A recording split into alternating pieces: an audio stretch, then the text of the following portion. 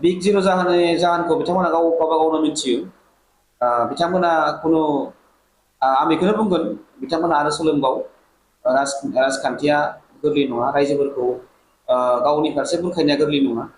बेखायनो बिथांमोना राजखान्थिखौ आरो सोलोंबाव एकदम माने दैदेनगिरि बिथांमोना जायफोर दङ बिथांमोना एसे गावखौ सोलायनो नाजा जे गाव दा जिबायदि दङ बिथांमोना बिदिजों भट मोनाखै बेखौ बोरै गावखौ सोलायोब्ला भट मोनगोन बिथांमोना बेखौ नाजायोब्ला निस्सय फैबाय थानाय समफोराव बिथांमोनाबो देरहागोन आसा खालामदों।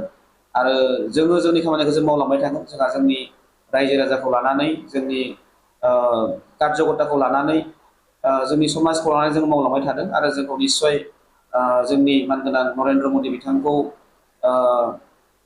बयबो रायजो राजा मोजां मोननानै आरो जोंनि मानगोनां डक्टर हिमन्त बिश्व शर्मा बिथांखौ मोजां मोननानै आरो जोंनि चिफ हाग्रा मैलारि बिथांखौ मोजां मोननानै रायजोफोरा लोब लोब ओंखारबोना जोंखौ सापर्ट खालामदों आरो जोंनो भटखौ होदों।